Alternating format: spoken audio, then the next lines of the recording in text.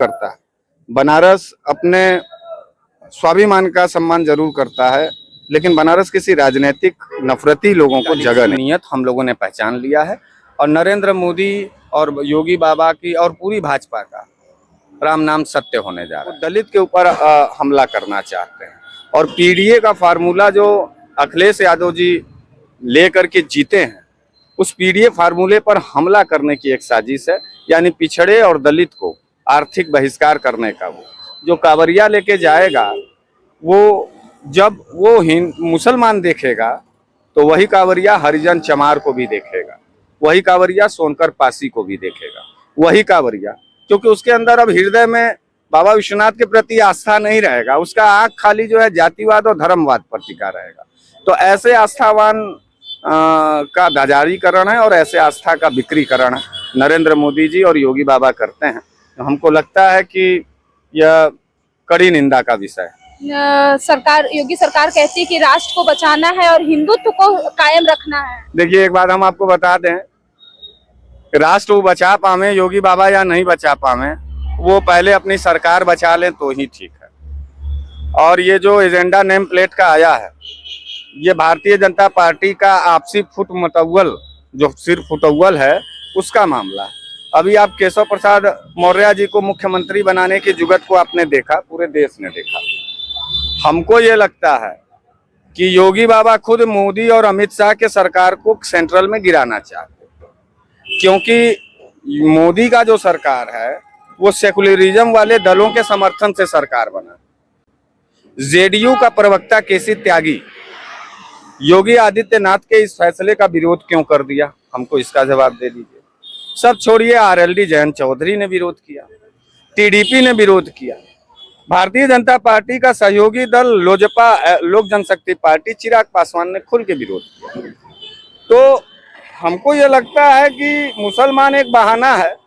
अब हिंदू ही हिंदू को हरा रहा है और हिंदू ही हिंदू पर हमला कर रहा है और भाजपाई ही भाजपा को हराने की जुगाड़ में। एक तरफ मोदी और अमित शाह योगी को हटाना चाहते हैं स्टेट उत्तर प्रदेश से मुख्यमंत्री से, और मुख्यमंत्री जी ये चाहते हैं कि अब इनकी सरकार गिर जाए।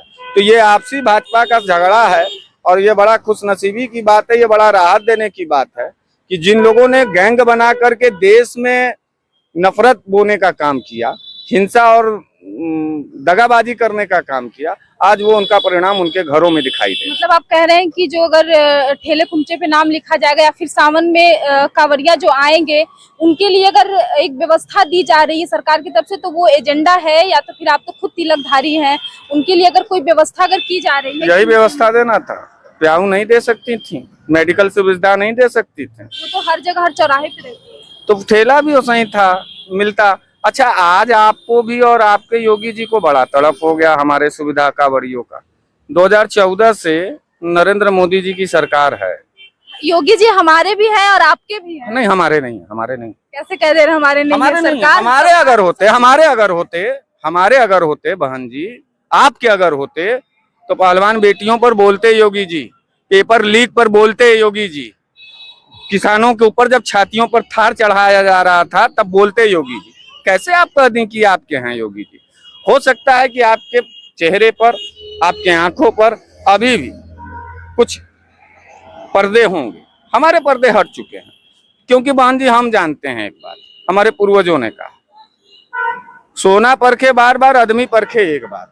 योगी आदित्यनाथ को हम सन 2017 से परख रहे हैं। एक एजेंडा बताइए जो शांति और सौहार्द का योगी जी का हो।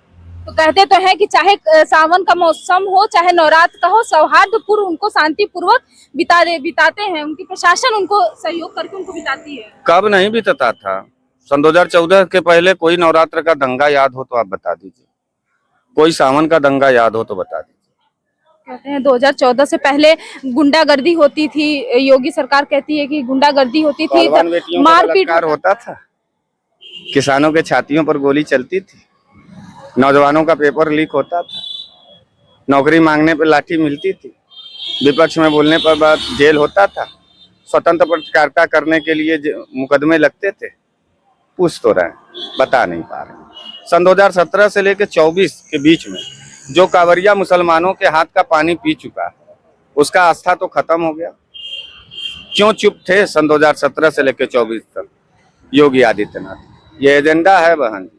और मोदी जी अब अपना खैर मनावें, क्योंकि योगी जी उनके खुदे दुश्मन बन गए हैं।